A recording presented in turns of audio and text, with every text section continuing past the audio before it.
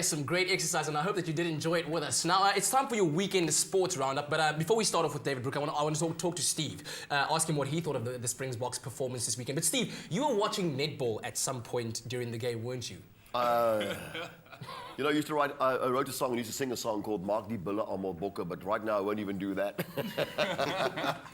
Twee loosings in a ry. Wow. Oh, man, it's so painful. Ja, is baie seer geweest. Nee, ek weet. Dis nou hier, dis okay. Ek het nou gesien Chris Camille in dieselfde tipe naweek as ek gehad. Hy het vir die cheetahs geskryf, so die bokke, cheetahs en toe die blou bulle. Is baie seer, baie seer.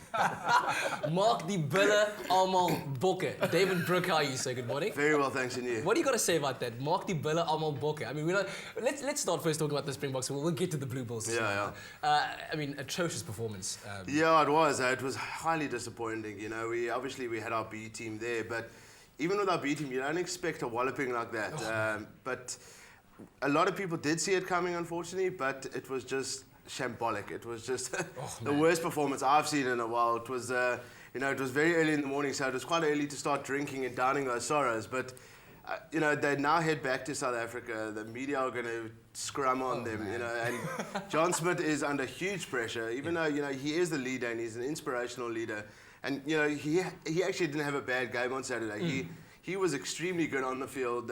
He scored a second try in 2 weeks, which is, you know, it shows that he's looking for work on the field, you know, and he's looking to lead the guys, the young guys. Listen, kudos to him for he's obviously said to Div, listen, I want to be there, I want to lead the guys. I know that they're young guys, and I need to be there for them. Yeah. Then I come back to South Africa, and they play Australia in Durban next weekend, and then New Zealand in Port Elizabeth the week after. The problem now is, what happens if we bring back our A guys and we actually still lose? Still get beaten. That's You the know, big problem. This is now the problem. You know, Div's been banking on these A players all the time to say, okay, let's lead them in Rustenburg for a couple of weeks, although according to some they're not in Rustenburg, but they are.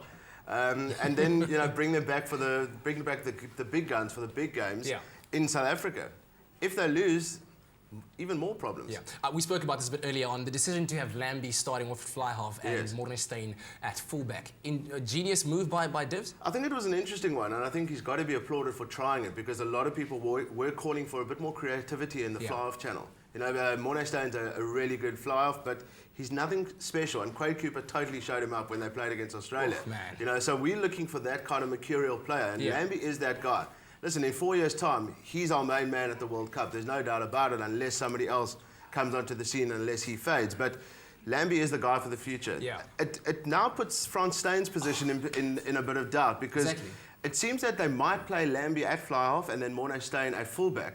Where does that leave Frans Steyn? Because I personally would have started Frans Steyn at fullback for the entire World Cup. I still think he's the best fullback. He's the man with the boot. But at the end of the day, you need a kicker who can kick 5 penalties and get you 15 points in the World Cup. So just quickly, do you think this is a point of panic? Is De Villiers pushing the panic button and saying, we don't know what's happening, oh my goodness? Listen, at the end of August, we could say, genius move. They could win their last 2 Tri-Nations game and, you know, totally be on form. But I don't think it's going to happen. I think the confidence has been extremely knocked. Yes, I do think panic alarms need to start going off in the South African camp. But at the end of the day, I mean, we are still supporting our box 100%. We believe in you guys. But let's talk a bit about Currie Cup rugby this weekend. Yeah, it was a good weekend for Currie Cup. Unfortunately, Steve's blow buller. I've been trying to go. I want him to sing it on the show, but you know, he said like it's a bit early.